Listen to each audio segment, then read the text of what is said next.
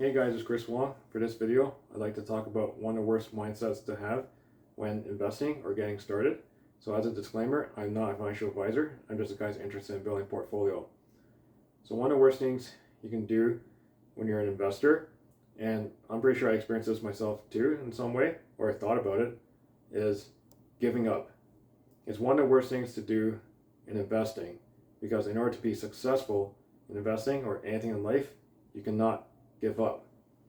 I remember when I first started investing, there were times I thought about giving up a few times because I didn't feel comfortable investing. I didn't fully understand investing, and there were times I actually went down in my stocks.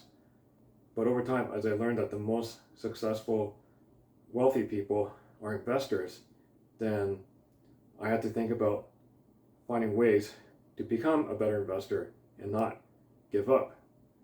Investing from the beginning, especially when you're starting with $100, the feeling does suck because the gains, the returns, may not be as much. And maybe the first time you invest, you may actually lose money. In some years, you actually lose money as well. But then investing for the long term, trying out new things, finding something that works well for you, you're going to make money in the long term. When I started investing, I started with Quest Trade. I started with single stocks. I was paying $5 a transaction to buy a single stock every time I got paid. And at the beginning, I did not even enjoy it.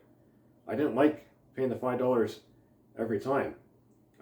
I didn't like the feel when I bought stocks in early 2022 or even late 2021 and it went down that year. But I did learn about averaging down positions. I did learn about investing in the long term. And I did learn about not giving up.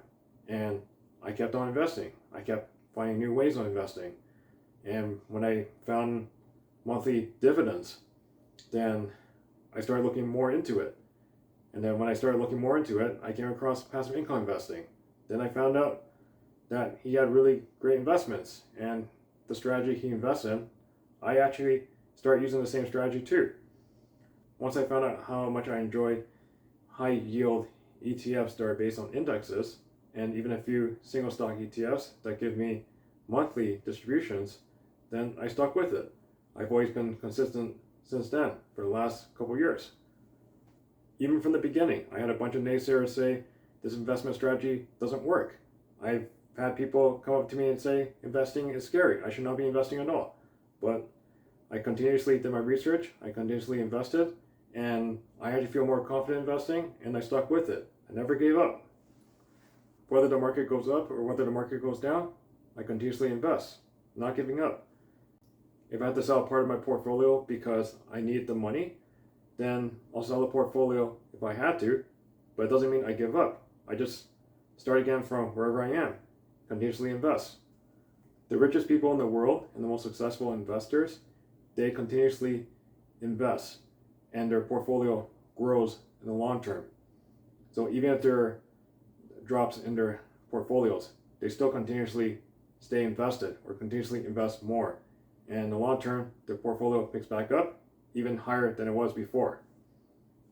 In my first year of investing through Quest Trade, my portfolio was actually down a bit. So even before I moved into monthly distribution ETFs, my portfolio was down. And I would say it was down for at least a year collecting monthly distributions. And even after at least a year, I eventually broke even and I exceeded and the market went down and I actually went below again. So there were times I experienced my account value being less than my net deposit value. But that didn't mean that I give up. I just kept going, continuously invest, continuously average down, collected dividends, and over time, my distribution started getting bigger, my portfolio started getting bigger. In the last two crashes, my portfolio did drop, but my account values actually were still higher than my net deposit value. And I think it has to do with time in the market. The amount of time, the amount of dividends I collected. So even though my portfolio went down, all the dividends I generated, all the growth in the stock price, generated, it actually still exceeded the net deposit value. I hope you guys liked the video. If you liked the video, please give me a thumbs up. Otherwise, please subscribe to my channel for future videos. Thank you guys for watching.